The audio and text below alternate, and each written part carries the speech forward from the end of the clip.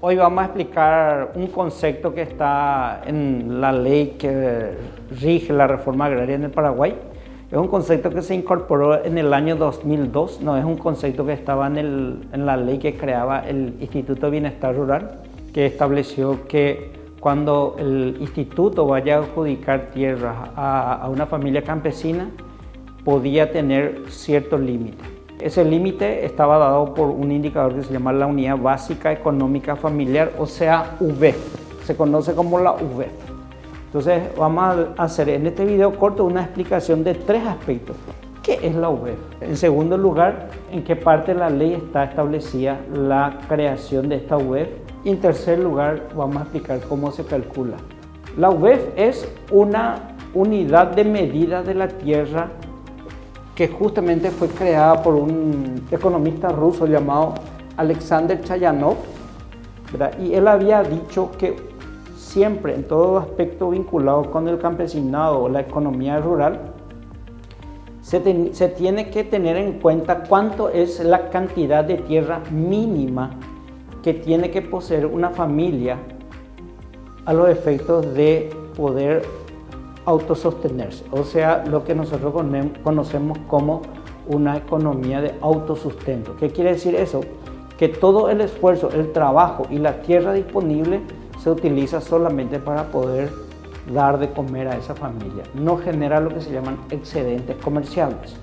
¿Qué es lo que dice nuestra ley? En general, uno puede encontrar aspectos vinculados con la UBEF en el artículo 8, 11, 24, 26, ley 1863 del 2002. La ley esencialmente dice que cuánto es la cantidad de tierra que se le puede entregar a un campesino. Entonces, dice que se tiene que establecer como cálculo la unidad básica económica familiar y a partir de ahí, a partir de que ya sabemos cuánta tierra necesita un campesino para mantener a su familia, se tiene que darle 2 unidades adicionales para que pueda vender, generar excedente y tener ingresos y de esa manera poder vivir bajo los criterios o los parámetros ya de una economía rural moderna. O sea, que pueda tener su auto, que pueda tener televisores, que pueda tener celular, acceso a internet y todo ese tipo de cosas. Por ejemplo, si se hace el estudio y se encuentra que para poder sostener una familia en una determinada zona se requieren 10 hectáreas de tierra, eso quiere decir que la ley me limita a entregar como máximo 30 hectáreas de tierra a una economía rural, a una familia rural, a la zona de esa región. Entonces, eso es la UBEF. ¿Cómo se calcula la unidad básica económica familiar? Entonces, a criterio de Chayanov o con los aportes de Chayanov, dice que hay que estudiar el aspecto biofísico de la tierra, de esa zona, porque la ley establece que se tiene que zonificar. Hay lugares donde la tierra es más linda, hay otros lugares donde la tierra no es tan buena, hay zonas bajas, hay zonas donde son altas y la actitud aerológica del suelo es mucho mejor. Entonces, lo que se estudia son los aspectos biofísicos y geográficos. Se tiene que estudiar en ese contexto de qué tipo de suelo estamos hablando, la calidad del suelo, el clima, si hay o no hay precipitaciones regulares, ¿verdad? Y también la disponibilidad del agua en esa zona. Obviamente no es lo mismo zonas secas, zonas donde hay una mayor cantidad de precipitación o hay mejores condiciones para acceder al agua, que es clave para la economía familiar. El segundo parámetro importante en el cálculo de la UBEF es el parámetro económico y financiero.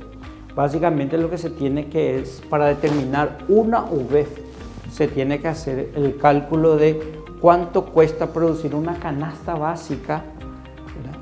Y cuánto generaría en términos de excedente para la venta, o sea, lo que normalmente las economías rurales acá en el Paraguay llaman renta, o sea, cuánto esfuerzo tengo que cubrir, cuánto me costaría para producir la canasta que va a alimentar mi familia y además de eso, verá cuánto es lo que me generaría en términos de renta, las tierras que se me entrega por parte del Instituto Nacional de Desarrollo Rural y de la Tierra.